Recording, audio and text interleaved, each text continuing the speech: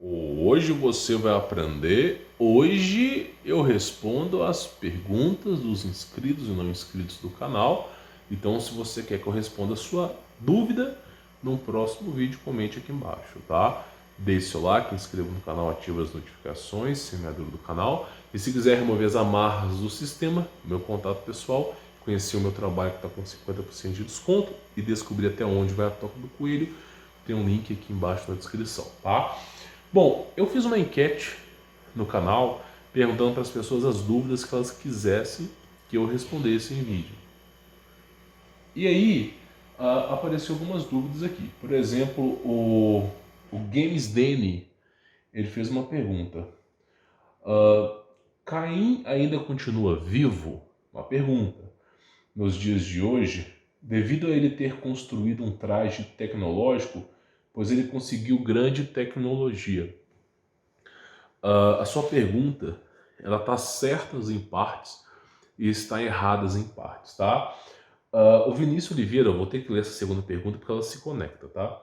Por que não faz um vídeo sobre Tubal-Caim, tá? Você vive falando referências dele em seus vídeos, mas nunca se aprofundou na história. Tubal-Caim foi aquele que construiu, na minha visão, o traje energético. Não foi Caim, tá? Caim obteve tecnologia, mas não foi o primeiro ferreiro do mundo. O primeiro ferreiro do mundo foi Tubal-Caim, tá? Então eu vou contar para você essa história. É uma história que as seitas secretas, elas não têm livros para poder falar sobre essa história. É uma história passada de pessoas para pessoas. E eu não vou contar parte dos detalhes aqui. Por quê? Porque eu não sei. Tá entendendo? Eu não participo de seita secreta, não me envolvo com essas coisas, sou cristão. Cristão não aceita outro Deus em seu coração. Então, até onde eu sei, eu vou te explicar. Mas, por exemplo, dá um exemplo, tá? Tem seitas aí que eu não quero dizer o nome, que tem um M aí. Os caras têm livros sobre isso, eles têm dissertações sobre isso, eles vão poder dar mais detalhes. Eu vou ficar no básico, que é o que eu aprendi, tá? Praticamente o seguinte, Caim, filho de Adão, tá? Após ter cometido seu ato, ele foi buscar, né, se abrigar e construir a primeira cidade do mundo. A Bíblia, ela deixa bem claro que Adão e Eva não teve só 3 ou 4 filhos, né? Fala que teve filhos e filhos. Após todos aqueles acontecimentos de Caim ter matado Abel, ainda fala assim, Adão e Eva ainda tiveram filhos, mas não fala a quantidade. Existem algumas pessoas, alguns rabinos, pessoas que são estudiosas na palavra, que dizem que Adão e Eva tiveram 30 filhos. Você tem que entender que na era pré-diluviana era cabível do homem viver aproximadamente 1000 anos. O homem tinha o potencial para chegar próximo de 1000 anos devido ao seu sangue ser um sangue dourado, né? Não tinha ferro, dióxido ferroso no corpo humano, então não oxidava, não envelhecia, não era algo que atrapalhava o corpo humano. Então era ouro ali. Não me pergunte como, era uma composição diferente, é o que eu acredito. Então os caras viviam muito. E como eles viviam muito, eles procriavam muito. E aí era muito comum dos caras terem 50 filhos, 50 filhas. E aí por isso tem aquelas árvores genealógicas da antiga aliança. Porque é muito filho, muito filho. Então, assim, evidentemente, Caim ali, tá? A partir do momento que a humanidade começou a se multiplicar, ele também começou a se multiplicar também. E naquela época, eles não tinham essa história de casamento bem definida. Então tinha várias esposas para piorar a situação. Tubal-Caim é descendente direto de Caim, tá? E Tubal-Caim ele foi iniciado como ferreiro. Quando você pega, por exemplo, na Bíblia, toda vez que fala de ferro e ferreiro, 90% das vezes, não todas, é referências à grande tecnologia. Por exemplo, Homem de Ferro, o filme Homem de Ferro, tá? Feito pela Paramount. Qual que é a logo da Paramount? As estrelas estão caindo do céu, passam pelo mar e depois chegam no Monte Hermon ali amaldiçoado e ficam ali. É puramente mais lógico, mais discreto que isso, impossível, né? Então, assim, é o filme feito pela Paramount. Homem de Ferro é o homem que fica pendurando panela de ferro no corpo e vai brigar com os bandidos? Eu te faço uma pergunta. É um homem que fica colocando roupa de ferro e vai bater nos bandidos? Porque desde o primeiro filme do Homem de Ferro, desde o primeiro, toda a composição que ele usou ali foi de outros materiais. O primeiro Homem de Ferro que ele usou com mísseis era de estanho e esqueci o nome daquele metal bem duro, tungstênio. Estanho e tungstênio. Primeiro Homem de Ferro mais robusto que ele fez.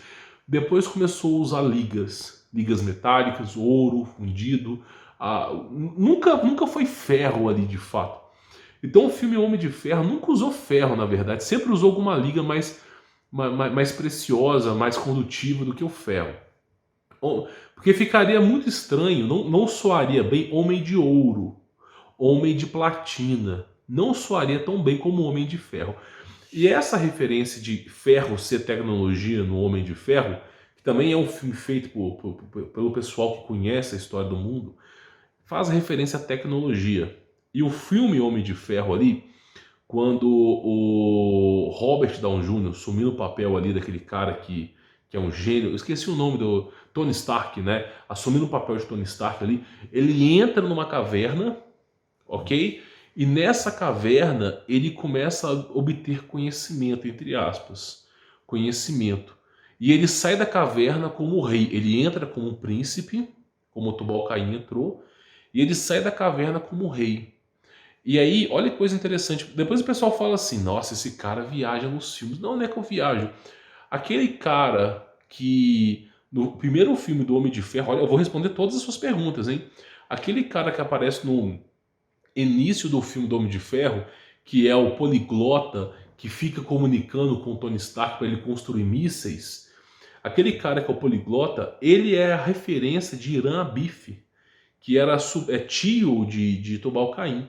Então você vê ali que no Homem de Ferro 2, aquele cara que confronta o Tony Stark, que usa uns chicotes lá a laser, o pai dele, inclusive o nome do cara é Irã Abif. Pra tu ter ideia, mais discreto que isso é impossível.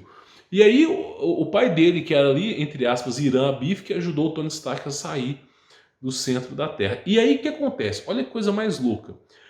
O conto de Tubal-Caim é que ele adentrou, tá? Ele adentrou pelo submundo, obteve conhecimento de anjos caídos e saiu dali, entrou como príncipe e saiu dali como rei.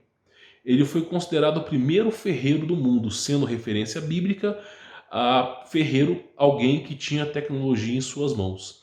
E aí o que acontece? A primeira coisa que Tubal-Caim faz quando ele sai ali da caverna é erguer-se aos céus. É algo que é meio que bíblico, né? Todo aquele que tem grande despojo de poder, de alguma maneira fica tentado a ir aos céus. E você vê que a primeira coisa que o Tony Stark faz no filme Iron Man, lá, o Homem de Ferro, é o que? Erguer aos céus, ele vai e cai. Depois ele constrói um segundo traje, ele ergue aos céus mais alto, vai e cai. E isso é uma referência a Irã Abif, uma referência a Tubal-Caim. Outra referência de Tubal-Caim, para tu ter ideia, é o filme 007, que faz referências profundas à marca de Caim, a Tubal-Caim, mas eu acho que não é o interesse aqui no momento. Então o que acontece? O filme Homem de Ferro, de um homem, um príncipe, que entra num buraco, ok? Obtém a ajuda de Irã Abif, isso é contado no filme 2. O cara entra lá, um príncipe, obtém a ajuda de Irã Abif.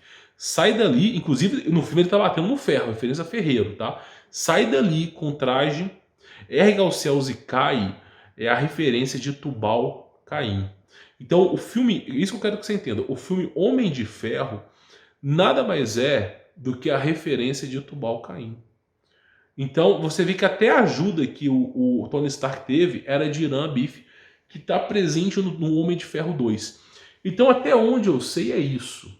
Evidentemente, as seitas secretas sabem muito mais detalhes, as posições exatas, tal.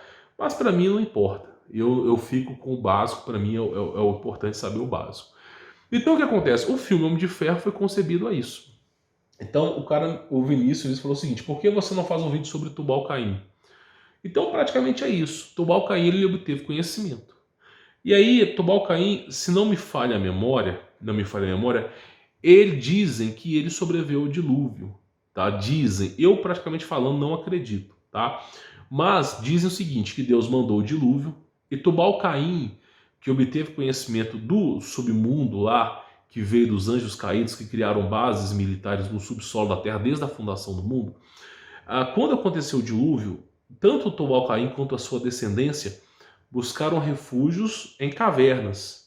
E nessas cavernas tem conexões com o submundo da terra. E ali eles conseguiram sobreviver. O filme Noé, o novo filme de Noé, mostra que teve um invasor que sobreviveu ao dilúvio, que ficou escondido na Arca de Noé. Tá? Mas não inclusive o nome é Tubal-Caim também, mas não é referência a isso. Ele ficou escondido, foi em cavernas. A verdadeira história não foi na Arca de Noé, mas em cavernas. Agora, como que ele sobreviveu, não fazemos ideia. O que a Bíblia nos diz é que sobreviveram 8 pessoas e relata o nome de todas as pessoas que sobreviveram. E não tem retratação de Tubal-Caim como alguém que sobreviveu. Então eu penso da seguinte forma: Deus, segundo o Salmo 76, Salmo 74, existem anjos que tiram a própria vida, a vida do próximo. Então, por exemplo, tem aquela passagem de Moisés no Egito, onde o povo que é temente em Deus, não vou chamar de israelita, que não é, tá? O povo que é temente em Deus vai lá e marca a sua porta com o sangue do cordeiro. Passa os anjos de Deus, o Espírito Santo ali, a gente não tem verdadeiramente um significado para aquilo, mas Deus passa por ali e os filhos daqueles caras que estavam em constante pecado são mortos. Então Deus tem os anjos que tiram a vida.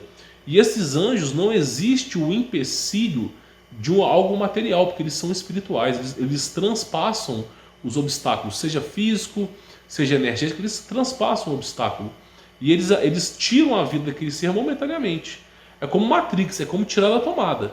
Eles tiram a vida. Então eu acredito que nesse grande reset que foi o dilúvio, realmente quem se escondeu em cavernas foi morto do mesmo jeito. Do mesmo jeito virou lápide. Então eu creio que não sobreviveram ali. Provavelmente pode ser que tenha alguma entidade que venha a usar a referência desses seres, se passar por eles, mas não acredito que tenha sobrevivido ali não. Porque assim, eu penso da seguinte maneira, até onde eu sei a Bíblia nos explica, e eu acredito fielmente nisso, sobreviveram 8 pessoas, ok? E nenhuma delas está lá, Tubal-Caim, Irã, Abif, Caim, nenhum deles, tá? A maldição de Caim, inclusive o rapaz pergunta aqui, se Caim ainda está vivo nos dias de hoje. Não, segundo o dilúvio, Caim não sobreviveu. Os que sobreviveram foram da descendência de Noé, e Caim não está presente nisso. Então Caim não sobreviveu segundo o registro bíblico. A maldição de Caim não é para ser imortal, porque imortalidade não é maldição. A maldição de Caim é para que ele não possa tirar a própria vida. É para que simplesmente ele não possa tirar a própria vida e nem os seus descendentes possam tirar a vida dele, para que ele viva aquela vida em dor e sofrimento, pelaquilo que ele cativou, pelaquilo que ele fez. Então não é para ele ser eterno, mas sim que ele não pode tirar a própria vida e as pessoas e os seres não podem matar ele. Então simplesmente ele vai viver a vida ali, né, agonizando ali, até o estender dos seus dias. E evidentemente o dilúvio é o limiar para isso, para que ele não mais exista. Só que tem livros apócrifos que ele já veio a falecer muito antes disso, tá? Então assim, Caim não está vivo até os dias de hoje, tá? E ele não foi o cara que construiu o traje tecnológico. Quem construiu foi Tubal-Caim. Tem um filme chamado Doutor Estranho, que é um cara que faz abertura de portais, que usa quarta, quinta dimensão. Aí você fala, pô, de onde é que eles tiraram essa história de Doutor Estranho? Foi de Jack Parsons, que é o cultista. Então assim, esses filmes só fazem referência a esses caras que viveram por lá, tá? Então assim, tanto o Doutor Estranho fala sobre Jack Parsons, quanto o Homem de Ferro fala sobre Tubal-Caim. Homem de Ferro 1 e Homem de Ferro 2, o 3 eu não sei, pra te falar a verdade. Mas o Homem de Ferro 1 e o Homem de Ferro 2 é a história de Tubal-Caim e Irã Abif. Tá? Sem brincadeira. Sem brincadeira. É o que eu acredito. Tá? A gente está falando de conteúdo especulativo, mas é o que eu acredito. Porque quando se fala ferro na Bíblia, eu interpreto como tecnologia, não só eu, muitos pesquisadores interpretam da mesma maneira. Tá? Então a história de Tubal-Caim que eu conheço é essa. Agora, evidentemente, tem pessoas que sabem muito mais do que eu. Mas eu não quero, não quero pagar o preço do conhecimento. Não quero comer do fruto proibido. Porque eu sei que se eu for buscar mais informações sobre Tubal-Caim, é um segredo de 7 chaves. E para ter acesso a isso, tem que comer do fruto proibido, despojar da fé de Deus. Eu não vou despojar da fé de Deus, não vou desistir de Deus. Então eu fico com o básico, tá? E eu espero que você fique também. Então essa é a história de Tubal-Caim, tá? E também o desenrolar aí de Caim. Eu espero ter respondido suas perguntas. Se você tiver qualquer pergunta que você queira que eu responda, comente aqui embaixo nos comentários. Deixe seu like, ative as notificações, inscreva no canal, semeadura do canal. E se quiser remover as amarras do sistema, tem um link na descrição, tenho certeza que você vai gostar, tá bom? Fique na paz.